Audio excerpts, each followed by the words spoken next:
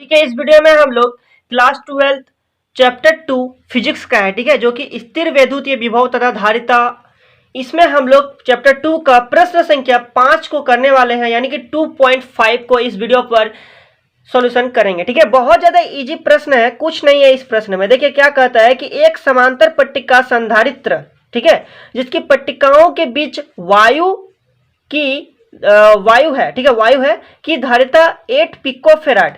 ठीक है, अब पिकोफेराड है तो इसे फेराड में बदलने के लिए इसमें 10 टू द पावर -12 क्या करना होगा, मल्टीप्लाई कर देना होगा, तो ये फेराड में बदल जाएगा, क्योंकि एक पिकोफेराड बराबर 10 टू द पावर -12 फेराड होता है। यदि पट्टिकाओं के बीच की दूरी को आधा कर दिया जाए, पट्टिकाओं के बीच की दूरी क्या होता है, डी को आधा कर देंगे d/2, तो इनके बीच के स्थान में 6 परावैद्युतांक का एक पदार्थ भर दिया जाए तो धारिता कितना होगी। कितना इजी प्रश्न है, आपको मैं यहाँ पर कॉपी में समझाता हूं तो आपको बेहतर समझ में आएगा। देखिए ये हमने यहाँ पर प्रश्न लिखा है, ठीक है, तो इस प्रश्न में क्या कहते हैं कि समांतर पट्टिका संधारित्र जिसकी पट्टिकाओं के बीच वायु है। ठीक है, तो चलिए जब वायु रहे तब क्या होगा और जब यहाँ पर परावैद्युतांक रहे तब क्या होगा। देखिए बहुत ज्यादा इजी प्रश्न है। ये हमारा दो समांतर पट्टिका संधारित्र है, ठीक है, इसके पट्टिकाओं के बीच अभी क्या है, वायु है, अभी क्या है, वायु है, और इसका तब यहां से यहां तक डिस्टेंस कितना है, d है। क्लियर है, जब वायु रहे तब हम लोग C नोट लिखते हैं। ठीक है, तो यहां पर C नोट जो है धारिता, ठीक है ना, ये दिया गया है 8 पिकोफेराड दिया गया है। जब वायु रहे या फिर निर्वात रहे तब C नोट लिखते हैं 8 पिकोफेराड। पिकोफेराड को फेराड में बदलेंगे तो 8 में 10 टू द पावर -12 से मल्टीप्लाई कर देंगे, ये फेराड में बदल गया। ठीक है, अब देखिए इसमें तो इसकी धारिता कितना होगी। देखिए धारिता C नोट, अब सॉरी ई नोट लिख दिए, C नोट, ठीक है, धारिता C नोट, तो C नोट बराबर क्या होता है, A/E0/D। ठीक है, इतना आपको पता है, समझ में आ रहा है मैं क्या कहना चाहता हूं। जब इसके अंदर, चलिए यहां पर लिख देते हैं, ठीक है, जब इसके बीच वायु या निर्वात हो, ठीक है, जब इसके बीच वायु या निर्वात हो तब हम लोग C नोट लिखते हैं। तो इसका फॉर्मूला क्या होता है, A/E0/D। ए क्या है, एरिया है, ठीक है, E नोट विद्युतशीलता, D क्या है, उसके बीच का दूरी है। इतना आपको पता है। अब यहां पर देखिए तो C नोट जो है वे हमारा दिया गया है, कितना दिया गया है, 8 × 10 टू द पावर -12, ठीक है, इक्वल टू A/E0/D। तो यहां से आपको A/E0/D का वैल्यू आपको यहां पर पता चल गया है।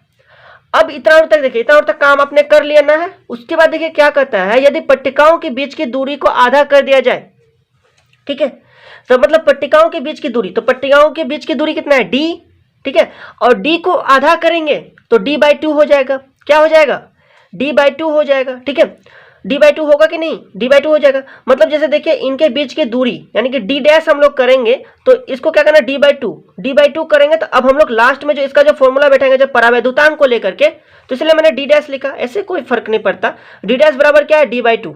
मतलब आपको समझाने के लिए क्या, मतलब d को जब आधा कर देंगे तो हमारा d' बनेगा, ऐसे आप लोग समझ सकते हैं।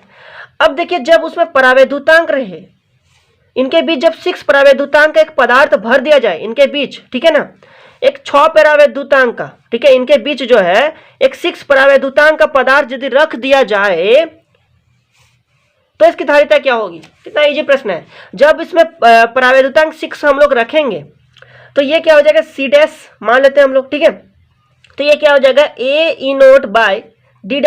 ठीक है, चूंकि बनने वाला धारिता, जब इसमें परावैद्युतांक हम लोग रखेंगे 6 परावैद्युतांक और इसमें d को हम लोग आधा कर देंगे, ठीक है, मतलब इसको हम लोग आधा कर देंगे, आधा करेंगे मतलब इतना दूर तक हो जाएगा जब इसमें परावैद्युतांक हम लोग रखेंगे ऐसे। क्लियर है, आधा करेंगे ना, आधा इतना दूर तक होगा, मान लीजिए इसका परावैद्युतांक यहाँ पर 6 परावैद्युतांक। तो इस प्रकार से ये हमारा फॉर्मूला हो गया। और जब परावैद्युतांक जब रहे तो वहां पर हम लोग k लिखते हैं, इंटू k लिखते हैं, ठीक है, k का गुना कर देंगे क्योंकि इसके बीच अब वायु या निर्वात नहीं बल्कि 6 परावैद्युतांक का माध्यम रखा गया है, इसीलिए हम लोग क्या करेंगे, यहाँ पर k को गुना करेंगे। तो अब आपको यहाँ पर देखिए C' जो है A/E0/D', तो D' को हम लोग, D' मतलब d को आधा, तो A/E0/D/2 मतलब उसको आधा कर दिया। सिंपली आप लोग इतना चाहे तो नहीं भी लिख सकते, डायरेक्टली ये वाला फॉर्मूला आप लोग बैठा सकते हैं, A/E0 bye D by two, चूंकि हम लोग डिस्टेंस को आधा कर दिए इंटू के। ठीक, अब यहां पर देखिए सी डैश बराबर यदि ये 2 जो है यानी कि ए इनोट बाय डी, ये डी बाई टू है ना, तो इसको जब हम लोग इसमें भाग में रखेंगे 2 बाई डी हो जाएगा, डी तो नीचे रह गया, 2 ऊपर चला जाएगा।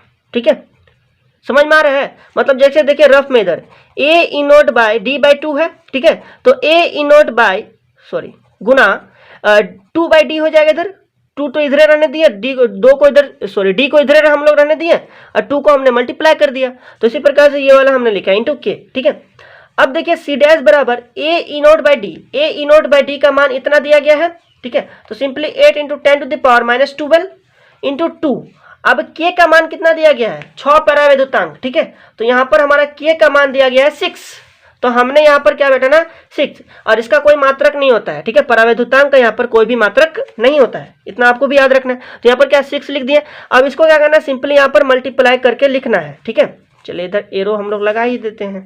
तो देखिए सी डैश हो गया, अब इसको क्या करना है, मल्टीप्लाई करके लिखना है इधर। ठीक है, तो इधर देखिए ये कितना है 6 और ये है 2। ठीक है ना, 6 और 2 कितना हो गया, 6 दूनी 12 ना, 12 अठे 96। ठीक है, 12 अठे 96 into 10 to the power minus 12 हो जाएगा। ये फेराड में है, चूंकि हमने यहाँ पर फेराड में बदल करके लिखा था, है ना, फेराड में, पिको फेराड को फेराड में बदल के लिखा था। अब यदि इसको यदि आंसर हम लोग पिको फेराड में ही लिखें तो क्या करना होगा, 10 टू द पावर 12 से क्या करना होगा, मल्टीप्लाई कर देना होगा। देखिए फेराड में जब बदलेंगे तो minus 10 to the power minus 12 से मल्टीप्लाई करेंगे, और जब हम लोग पिको फेराड में बदलेंगे 10 टू द पावर प्लस 12 से मल्टीप्लाई करेंगे। ठीक है, पिको फेराड में, तो आंसर आपका पिको फेराड में है, इसलिए हम लोग पिको फेराड में ला करके रख देंगे।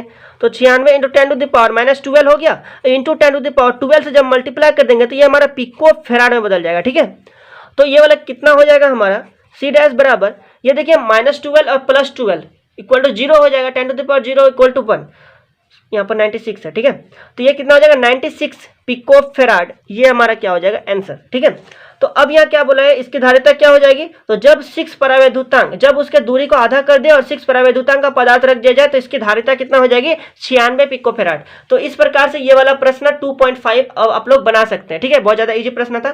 तो मिलते हैं अगले वीडियो में, तब तक के लिए बहुत बहुत धन्यवाद।